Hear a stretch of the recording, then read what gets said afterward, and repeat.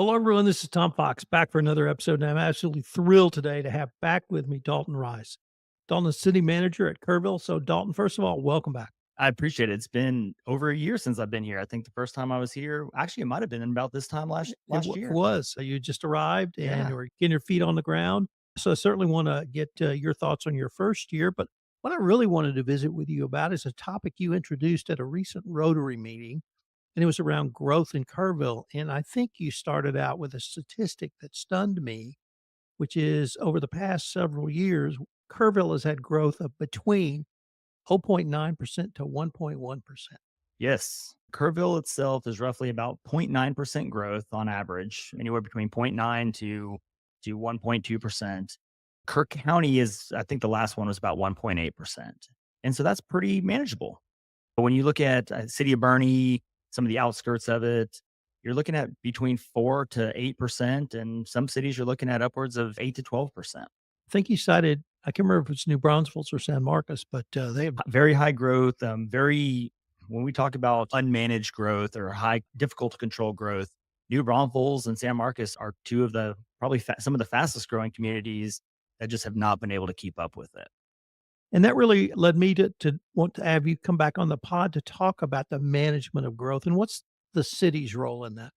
Yeah, it's interesting. I actually was talking a little bit about it this morning. Growth is a topic that we constantly discuss in some form or fashion, whether that's staying ahead of reacting to some of the misinformation. And what we're trying to do is take a proactive approach. And what's so great about the beautiful hill country, we actually have the greatest growth control measures here. Our beautiful terrain. When you start adding terrain into the mix, things start becoming cost prohibitive very quickly. We have to start figuring out, and not even we, but developers have to figure out, can you build on the side of a hill? Can you build on the side of a cliff? What does it cost? How do we put infrastructure in? So there's going to be some natural cost prohibitive things that are going to manage growth here in Kerrville. Some of the other things like the city can do, believe it or not, the city can't control growth as much as people think. For example, there are property rights, private property rights. You have a right to build on your property within codes, within certain requirements. We often joke around about the number of chicken places and nail salons and you know s- Tattoo parlors and and vape tattoo tattoo sales. parlors and vape places. But you can't really restrict those. If they own the land, they own the property, they follow the codes, they follow the fire codes, you can kind of build what you want. That's the great thing about capitalism, right? So some of the things that we as a city and a community can do, best way to control is ownership. If you own the land or if you have development agreements and you have incentives that you can provide, we can say, look, we love this building coming in. We think this is a great location, for example. And they're like, we have a vape shop with anchor to a chicken place and a nail salon. Will you do it? And y'all can, but we're not going to give you any incentive to do it. However, if you bring in an academy or something of substance, you know what? We can throw an incentive out there. We can do tax abatements. We can do certain things. So it is a balance. It's a balancing act. The other thing where the city, I'm not going to say directly controls growth because that's not necessarily fair to the developers, is we have aging infrastructure. We have infrastructure that also needs to be upgraded. And so there are certain locations that are prime real estate that we want to be developed and we're trying to encourage people to develop. But if it costs us $8 million to put in infrastructure for one site, we have to look at what the cost benefit is in order for us. So I've lived here for now 3.5 years, and there have been several ongoing dialogues around growth and development. One is the growth and development opportunities for our three primary employers, Mhm. HEB, James Avery, and Peterson Hospital, housing, and then I don't want to say amenities, but the things that make life so great. Yeah, the quality of life. Right. I always kind of segue or lead into this, especially talking about economics. One of the cool things I guess you can say about Kerrville is if you didn't fall asleep through micro and macroeconomics like I did, you would have benefited. But when you look at economics, we have a true three-legged stool here. If the workforce, the housing, and the jobs, if any one of those three are out of whack or displaced, we have issues. We don't have a major metro that we can feed off of for workforce or for housing, or even potentially for jobs. Maybe we have an abundance of workforce. We are kind of our own little bubble here. And a great example is when you look at James Avery, they expanded down to Corpus. They didn't have the workforce here to be able to do it. And they were able to expand manufacturing operations down there. Doesn't mean we're losing James Avery, but we didn't have the workforce or the housing to be able to sustain that high growth level of jobs staying in Kerrville. And so we do have to find that balance. So right now, City Council has done a wonderful job at addressing some of the housing issues. We have a 280 unit apartment complex that actually they should be breaking ground in the next week or two. That'll add 280 units, I think, within the next year and a half, which is amazing. Lennar Homes, they closed on their property over by Hal Peterson Middle School. So we currently have 150 homes out there from a previous Lennar project. And almost, I think every one of those lots is sold, which is awesome. And they'll be adding another 62 homes a year in the next couple of years, 62 homes a year, up to 490 homes. So that's kind of a mid-range housing strategy. And there's a couple of other apartment complexes that are kind of on the horizon. And so I think the numbers we looked at, we just did our comprehensive 2050 update. We had a downtown, we did it at the Arcadia Live. And I think we're slated to roughly need anywhere between 1,500 to 2,500 units in order to address some of our housing needs. And so this does tackle a small portion of it. Not diving too much into it, but Peterson Hospital, they're looking at developing some land there. So we are tackling it from all fronts. But we do keep an eye on the unemployment rate from an economic development perspective. And is it going too high? If the unemployment rate's going too high, we should probably start looking at primary jobs, or hey, do we need to attract businesses to come in for jobs? So we do actually surprisingly look at all those things where in other cities they may not need to look at it as Sort of the flip side is some people say there's always a group that don't want any growth, but there's also a group that says we don't want to lose what makes us the most unique place in Texas, or at least I think so. We don't want to lose the quality of life here. We don't want to lose the intimacy that I think every Kerrville resident feels about our town. How do you balance that? That's a great question. And obviously, I wasn't here. We moved here obviously a year ago. I came from Houston, which is a massive city. It's just huge. And I didn't grow up in a small town. So for me, a small town, it- I can feel it when I'm in a small town. My previous city was a city of about 5,000. And I'm like, that's a small town. People knew everybody. It kind of was what it was. And we had the same argument. We call them the cave people, citizens against virtually everything. And their argument was we don't want to lose the small town charm. When I came out to Kerrville, within the first week that I was here, I hadn't even started my job yet. And I was at, I think, Billy Jean's. And I had people come up to me and say, hey, you're the new city manager. Kerrville has done such a wonderful job at maintaining that small town feel that even at 25,000 population, there are cities that are much smaller that don't have the small town charm.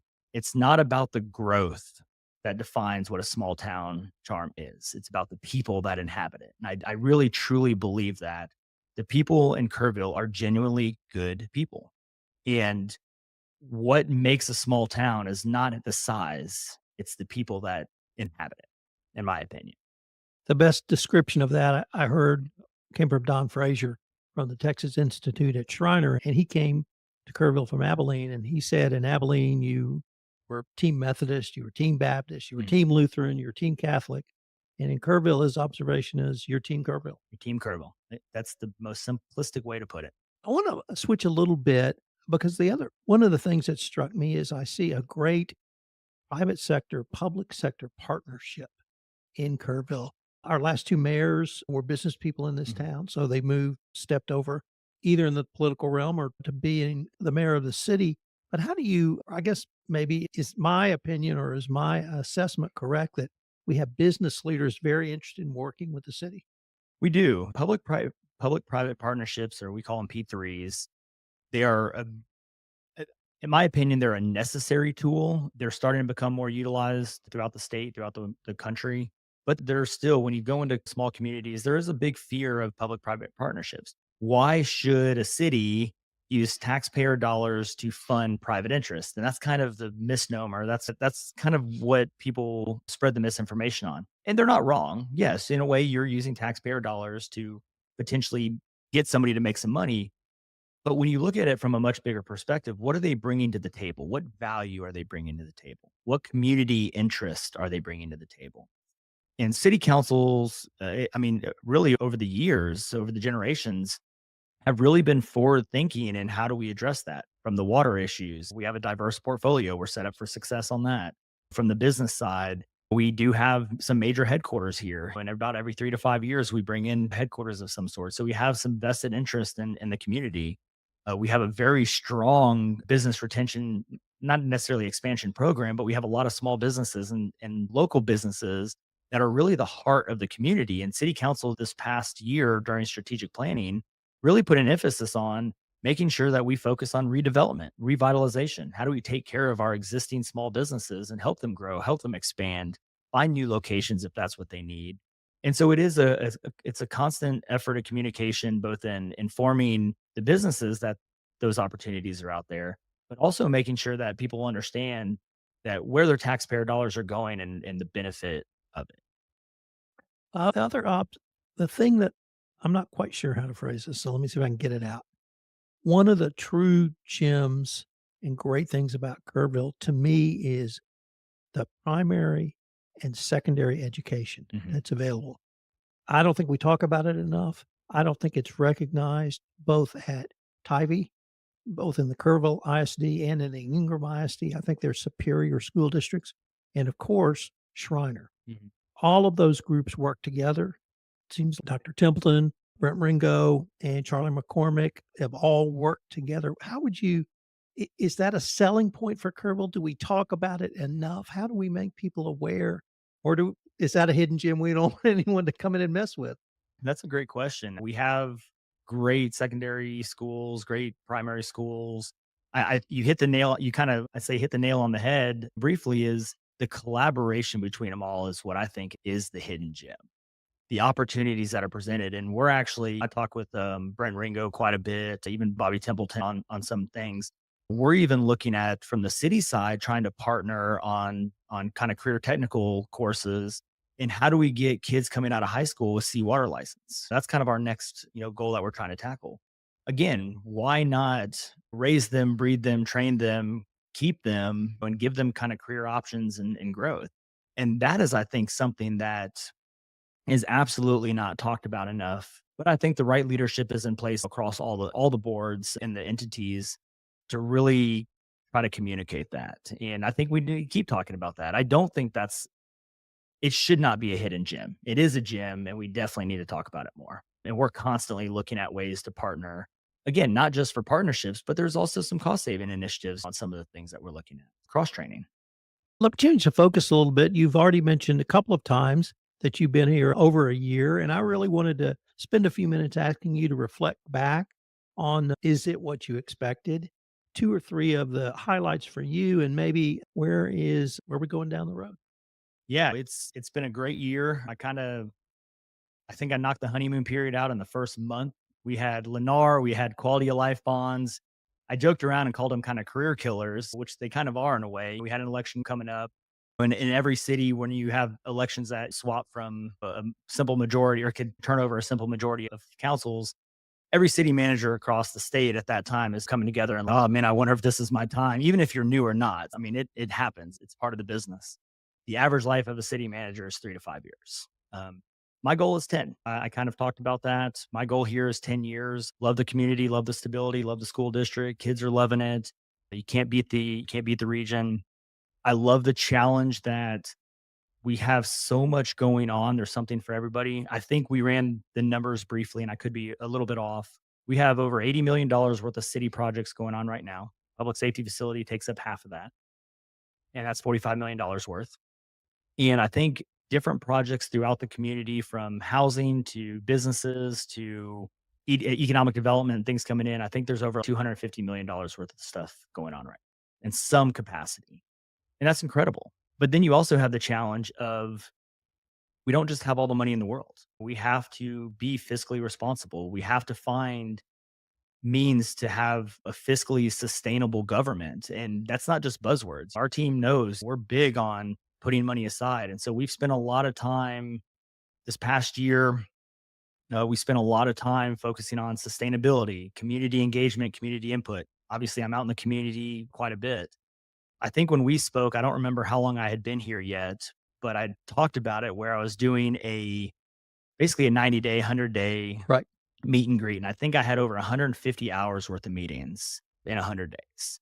And it was just meeting everybody. But that I believe that was a huge success for me, getting to know people very quickly, even just meeting them once.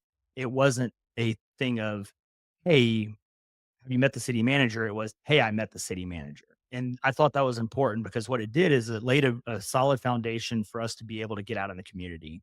We have two assistant city managers, Kim Meismer and Michael Horness, um, and they do a lot of day-to-day stuff, and it allows me to really be able to tackle some of the transparency things. So get out in the community, talk about growth, talk about some of the difficult conversations we have. I talk a lot about water. There's a lot of fear going on about water and what we're doing. And so I spent a lot of time over the past year, and not just this past year, but we're going to continue to move forward. How do we continue to educate and communicate to our community? Highlights. Man, so our team, I can't even take credit for them, but our team, we got the Triple Crown Award for financial reporting. And that basically just means in three categories, we got all three of them in 1 year. So that gives us the first ever Triple Crown. Just recently, we got designated for the first time ever Scenic City, Texas. We're, Right. we're silver, and I think it's recognized bronze, silver, gold, platinum. So we're going to continue to work on that. I think we got a couple of other designations that are still kind of pending right now. Those are going to be more to follow. We're waiting to see if we get those. We've heard some positive things come out from behind the scenes. We're waiting on those. And yeah, I mean, just overall across all the departments, very happy where everybody's at. Strategic planning, strategic priorities, implementation. It's hard to really just pinpoint one thing. We have a great team, we have a great community, and I'm genuinely happy to be a part of it. I wanted to thank you again for taking the time to visit with us today, and I hope we can continue this conversation. Absolutely. I appreciate it. Thank y'all.